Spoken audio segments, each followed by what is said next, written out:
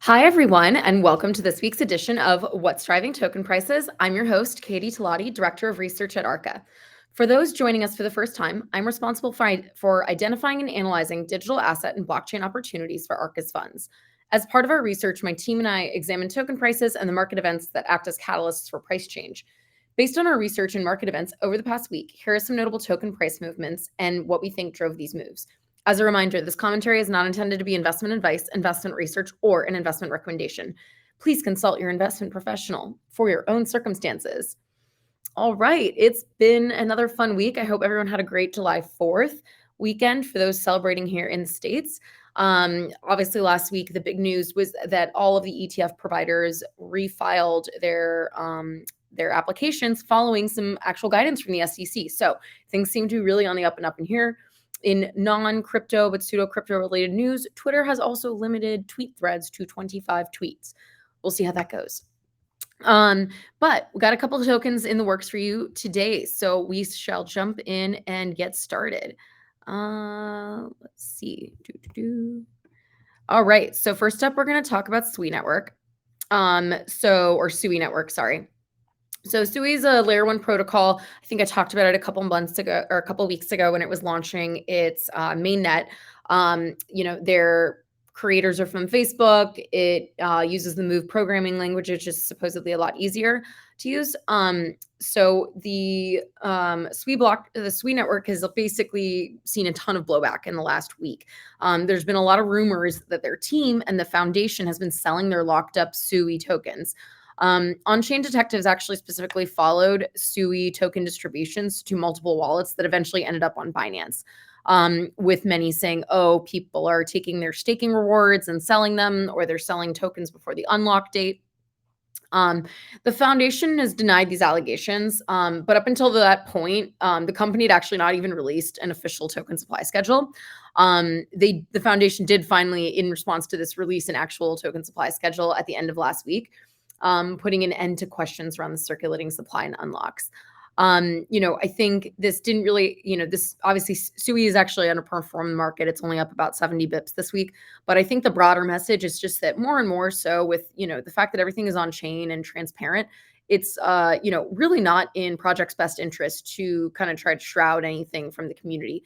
I also think this really does highlight the importance of trying to have a supply schedule out there and publicly available, without, kind of people guessing. Saying things are subject to change or saying things we don't want to release it because it's in flux really can make, can be really frustrating for market participants. So again, like I said, SUI is only up 70 bips for the week, which is definitely underperforming the market here. All right, next we got decentralized derivatives exchange DYDX. So DYDX announced last week that the testnet for its V4 upgrade is available starting today. And it actually launched at about 10 a.m. Pacific this morning, so 3 hours ago. So the V4 upgrade is very exciting for DYDX. They have a ton of new features, but most importantly, this version is actually going to be available on DYDX's new chain, which is a Cosmos app chain. So DYDX chose to move their chain about I think it was 8 or 9 months ago, basically after facing issues around scalability and transaction front running. So currently they currently run DYDX's current version on Star Connect, which is a layer 2 on Ethereum. So that's caused, like I said, a lot of problems, a lot of friction. Users are definitely excited to potentially go to Cosmos. It'll also be really interesting to see how many users kind of choose to migrate over to the new chain. So in addition, another important update here is that the DYDX token will actually be used instead of just for governance, it'll be used for staking in order to provide security for the new chain. DYDX leads kind of the decentralized exchange market with about 71% market share. And they did over $36 billion in volumes in June. So yeah, again, like I said, this is pretty important. I think not only does it maybe help the use case for the DYDX token, it also, might improve just the user experience. Definitely something to watch though, as they launch the full mainnet version in September, October of this year, is whether you see a drop off in users or a lot of users say, I love this product, I'm migrating over, even though it's a completely different chain based on the Cosmos ecosystem. So with that, DYDX is up 3.6% for the week. All right, last up here, I got LIDO. So LIDO, a lot of stuff going on with it this week. So if you haven't heard of LIDO before, they're a decentralized liquid staking provider. They're the leader in that space.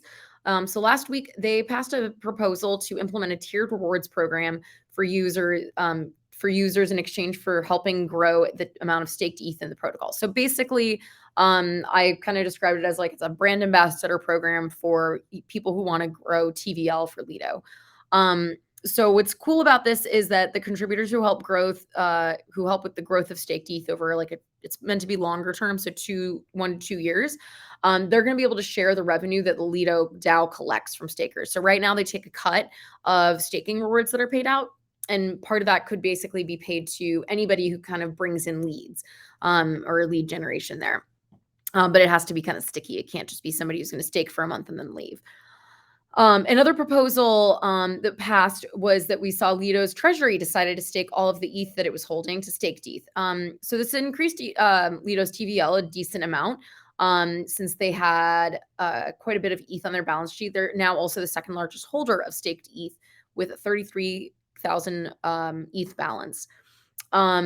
So Lido's TVL is currently just north of 14 billion for reference. Again, the cool or interesting thing here, I think, is that we've already seen another DAO today, Aave, vote that they're going to stake their ETH for staked ETH and earn that yield. This is a super easy, I guess, treasury management thing for a lot of decentralized DAOs to do. And it's considered fairly risk-free. And it sounds like they're also going to be getting kickbacks from Lido. So Lido's definitely outperforming the market. It's up 12% right now. Wouldn't be surprised if, this TVL growth or this new proposal helps with TVL growth and sustains that in the long run. All right, that's all I got for you guys this week. I hope you enjoyed our insights. I'm actually going to be off for the next couple of weeks. So, check back for updates. But we'll be resuming our regular schedule in August. So I hope everyone has a great time and summer break. And tune in here again next time to hear what's driving token prices.